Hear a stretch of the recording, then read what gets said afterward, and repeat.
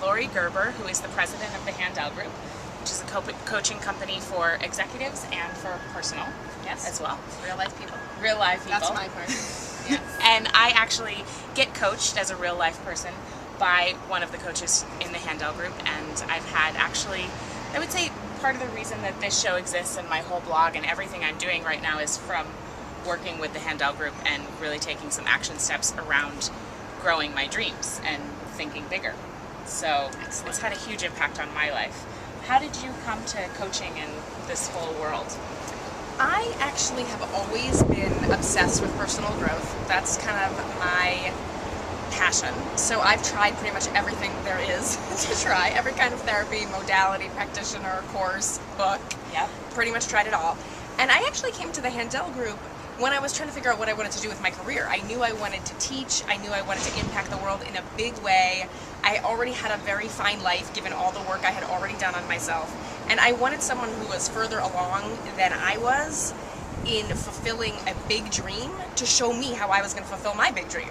And that's when I found Lauren Zander, who came up with the Handel method and the Handel Group. And as she taught me her method, I loved it. It helped me figure out that I wanted to teach actually this very method. And so I started to work for her slowly. I phased out of a business I had been running before with my brother, which was a wonderful business, an educational business, and phased into coaching with her. And then about 4 years ago, the executive position at Handel Group Life Coaching, which is the private part, the private division of the Handel Group, opened up, and that's perfect for me because I'm an entrepreneur and I'm a teacher, and I love doing this work and having it be a part of my life every single day. So what's unique about the Handel method? I mean, I know because I work with you guys, but for people who might not know and who are looking, I actually have a lot of people who come to me saying, hey, I'm looking for a coach, and what would you recommend? So what's unique about what you guys offer?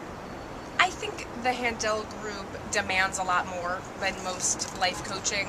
I know for sure that as we train our coaches, we require that our coaches walk the talk of what they're teaching. Yeah. And just all too often, I don't see that standard, right? So I wouldn't go to a personal trainer that's not in great shape. I wouldn't take health advice from someone who's not in great health. So our coaches actually, we teach you to dream, and then we teach you to plan, and then we teach you to take action on that dream. We teach you to have hard conversations. We teach you. That's been the trickiest part for me. Right, and tell the truth. Yeah, and that's telling the truth. I was like, oh man. That's where we go a step further. It's not for the faint of heart. It's not. So that's a step further than where therapy goes. It's a step further than goal setting. So we really push people to those skinny branches where they're taking risks and they're having the scary things happen that they didn't ever think they could do. Yeah. And it actually ends up being quite addictive and quite growth producing. So people keep coming back because then they want the next level of growth and the next level of growth. How has your life changed since you started working with the Handel method? The Handel method primarily had me admit that I have a very big dream for the world. I've done a lot of work on my own life to have it be good, and what was missing was a very big dream to help the world become a better place. And I was just a chicken, mostly, about planning it and creating it and putting myself in the right position to be a big part of the solution. And so mostly I use the Handel method to get myself the job where I would be able to talk to thousands and thousands and thousands of people about how to tell the truth and how to have hard conversations. And now that's what I get to do. Yeah, it's just, I mean, it's so perfect that I found you guys when I did, because it was at a time when I was feeling like really icky and stuck. And anybody who knows me, like, I have this really amazing life. I live in New York. I have time freedom. I have financial freedom, all of that stuff. But I was just like, is this it? Right? Yeah. Well, it was just like, and then I had to really admit to myself there were some areas that I wasn't telling the truth in. And then Rebecca, who's now the CEO of the Handel Group, helped me through that. And wow, my life has exploded in a lot of different ways. And I'm about to embark on some really big adventures that I never would have even given myself permission to think about before. That's right. So it's quite remarkable how much when you tackle the one area you're avoiding, every other area shifts and your self-confidence shifts. Yeah. So people think they're going to get more self-confidence from, compliments. But the actual key to self-confidence is personal integrity. And personal integrity is the main principle that we teach. It's all about bringing yourself into alignment, telling the truth about what you want, and being willing to execute in accordance with what you want. Yeah. So if somebody listening today, like this is something I really struggle with, so I'll use it as an example. Like, there's a tough conversation you have to have, and you know you have to have it, but you're a total avoider and you're a total chicken, and so you just don't have it because sometimes it's quote unquote easier to just sit with it and stuff it. So if you're somebody who has one of those conversations, then you got to tell somebody something and you're totally afraid, like what do you do? Okay.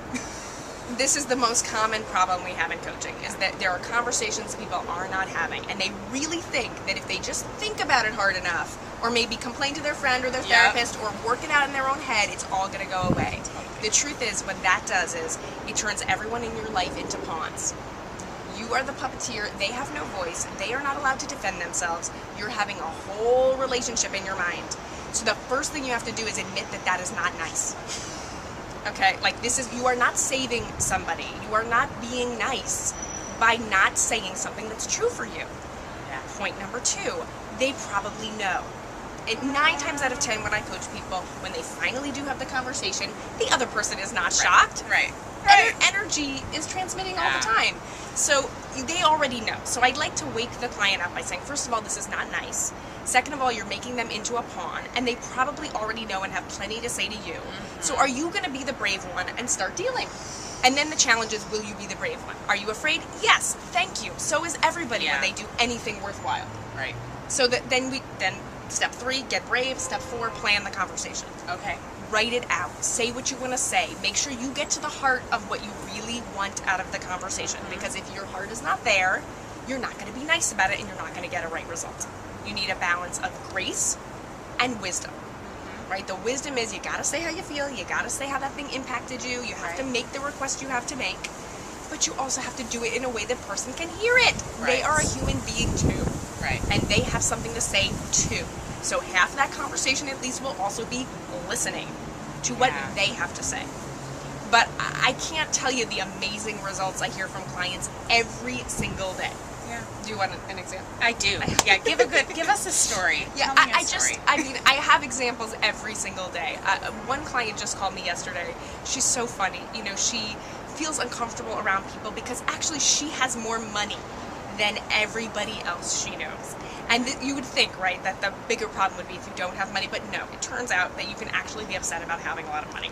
And she hides it, and she thinks she's actually keeping it a secret and not talking about it, and all jumbled up and not feeling connected to people and not feeling known. And finally she got so brave. I'm so proud of her.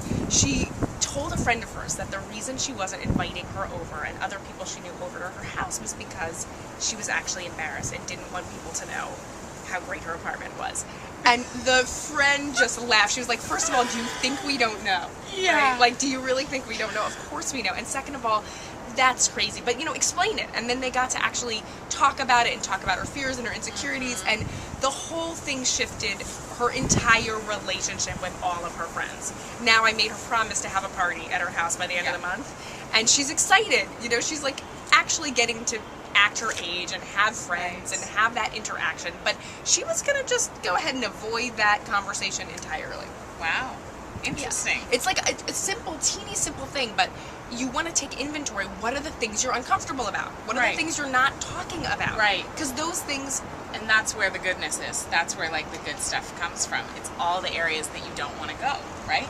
And then you have no idea what it opens up. Because do you think now she's a little more open to dating? Do you think now she's a little more open to, asking about other people's lives and really connecting with them? So it's just... It's shocking the juice you can get out of that one little thing you're avoiding. Or it might be a really big thing, right? Like, recently I kind of came to grips with that I'm not okay that my father still smokes cigarettes, right? And that's something like, how do I coach someone to quit their addiction and not deal with my own father's addiction? Right. So for me, I had to go have a hard conversation. I had to go to my father and be like, Dad, I'm sorry. I know we've talked about it before, but I don't think I'm done talking. This is not okay with me, and you need to answer to me, and you need to tell, because I love you. And it was a fight, but you know what? It was the right fight, right? And there are the right fights to be having with the people you love in your life and that you want to be intimate with, because someday you're not going to get a chance to talk to those people anymore. Right. And you want to know that you are real with them. Right. And then not only then does that deepen that relationship with that person, but it deepens your relationship with you. Right? Then you know who you are.